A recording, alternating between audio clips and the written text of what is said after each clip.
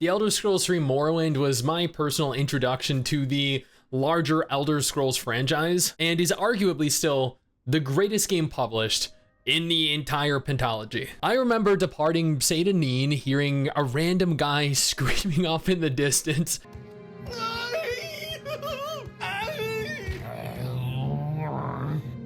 and then just plummeting to his death.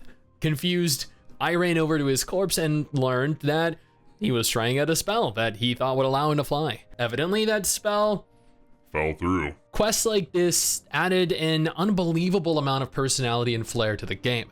And while Oblivion and Skyrim are both fantastic games in their own right, Morrowind was the first exposure I had to an open world Western RPG, having exhausted every PS1 and PS2 JRPG available at the time. And while the Elder Scrolls Online released a Morrowind themed expansion way back in 2017, I unfortunately never had the pleasure of visiting and subsequently playing through it. Fast forward to 2023, 6 years later, we're returning to Morrowind in the new Necrom expansion, centered around the Telvanni Peninsula, specifically introducing the new Arcanist class, new enemies, and most importantly, more opportunities to die. What the? I didn't even have time to react. Wait, what happened to the floor? Hold on, there are 3 of the ended. Hold on, wait, no, I was looking at my. I was not gonna miss out on this opportunity, not this time. So I told Mrs. Stix to get ready, get her Packwar, because we were going on a journey unlike any other. A journey back to my childhood.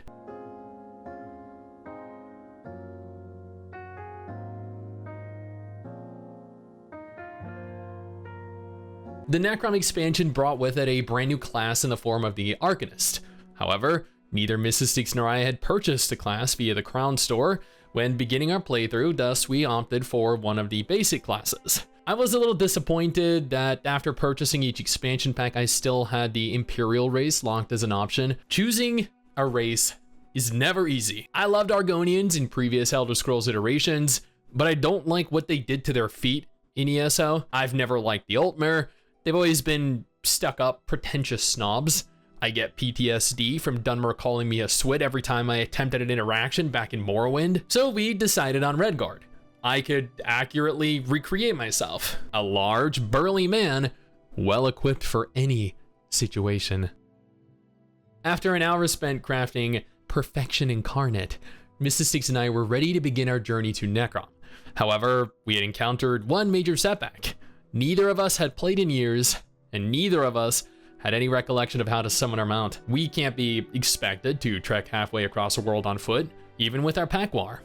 So we did what any married couple would do in this situation, something I'm sure a lot of you married couples out there can relate to. We competed to see who could figure out the keybind first. It was important to both of us that we were the one to figure it out. Mrs. Stix chose to Google it, while I decided to go through and check through the keybinds. I can't say who won because Mrs. Stix is in the room glaring at me right now, but he knows. He knows. We teleported to the Telvanni Peninsula and began making our way towards the first of many quest objectives, seeing the gorgeous sights that brought back so many fond memories of my childhood. Say what you want about ESO, its combat is clunky and slow, the character models don't look as good as BDO or Final Fantasy XIV, but you cannot deny that this game has some absolutely stunning environments. We spent dozens of hours recording footage and were never once put off by any area we were in. The first 30 or so minutes of Necrom was about what you'd expect: lots of mushrooms, silt striders, giant tentacle eyeball monsters, and the most feared of all creatures, the mud crab. Oh, and be careful when jumping off cliffs or bridges into what seems to be deep pockets of water. Sometimes it is deceiving. And there's Mrs. Stix. Yeah, right over there. She saw the giant silt strider and she immediately suspected it of it being an enemy. So her being, well, for lack of a more eloquent way of phrasing it, her armed herself and attempted to murder it. This is a common recurring theme with Mrs. Stix and more often than not results in our untimely demise. The beginning of Necrom was pretty simple. Talk to some NPCs, board a ship, and search for... No, not gonna go in there. Follow a complete stranger into the underways, Yeah, that seems safe. Watch MRSSTIX get stuck in flubber. Repeatedly. Seriously. I've fallen, and I can't get up! Attack Shrek. Oh, there are other players in here. You know what? It's refreshing seeing other players in MMOs, and beyond that, being able to pursue the main story without having it necessarily limited to single player. This is one of the areas that I believe ESO really shines, far above its competition. The main story is, for the most part, not instanced. There are certain situations, like boss battles, that are, but the vast majority of content is accessible and completable with large groups. This makes exploring story areas and killing large groups of monsters required for quests exponentially easier. See? MRSSTIX and I could fight that story boss together. Oh hey, it's Wolverine. But we couldn't fight this one together. Before we delve any further into Necrom, I want to take a moment here to thank our incredible patrons over on Patreon who allow for me to continue to cover MMOs like this every single week. Your guys' support is invaluable. ESO has quite an extensive class system. While you can choose your class, you can technically build them in an infinite number of ways.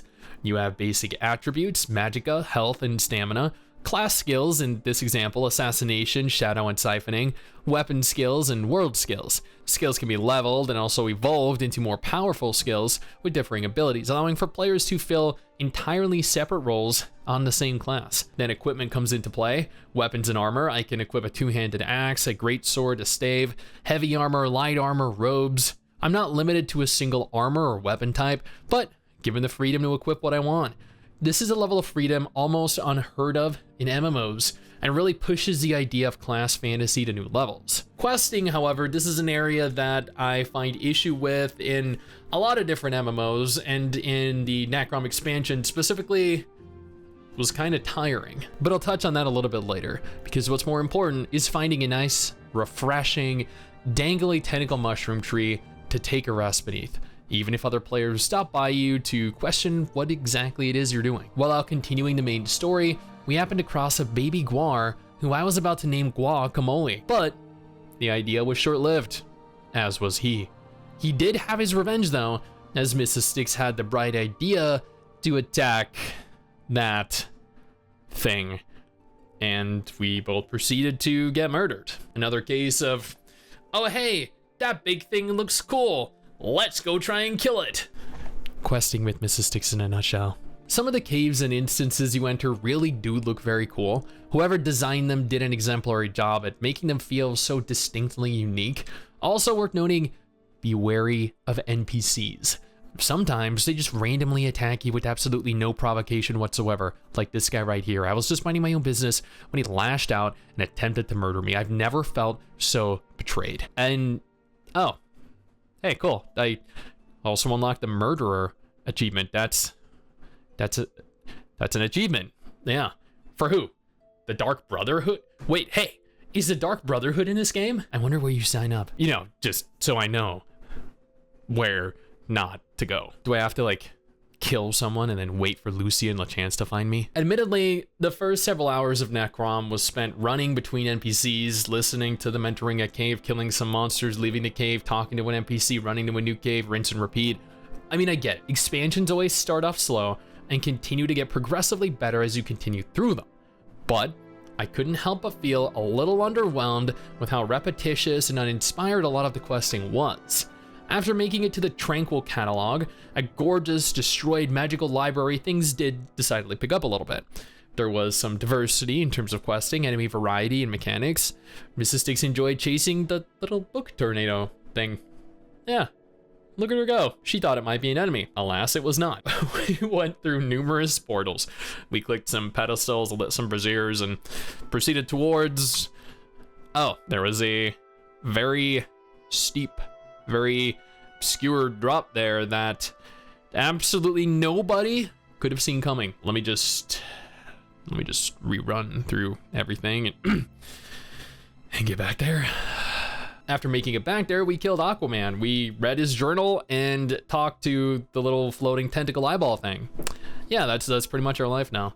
At one point, I realized that someone had stuffed something they stole into my bag. I don't know who did it or why they did it, but it definitely wasn't me, although it's nice to know that I can be a kleptomaniac in game if I should so desire. One thing I noticed about this expansion was that there was a severe lack of combat happening. Like, don't get me wrong, I love exploring large open worlds. I love being engrossed and enthralled in a narrative, but I felt like at times I spent more time running around from point A to point B just to read a book or pick up an item and run back to point A to get to point C, because the item I looted at point B told the NPC at point A how I get to point C. I guess that's why whenever Mrs. STIX saw something menacing, like the Prime Cataloger here, she felt the innate need to kill it. And every single time, she ended up getting us both killed. Like, look at that thing. In what world do we successfully kill that? And then she actually got another poor guy killed who attempted to help us in vain. Oh, and look, it's a little tentacle eyeball guy again. And hey, you still can't attack him. The Elder Scrolls Online is a beautiful, vibrant MMO filled with personality, fantastic voice acting, memorable NPCs.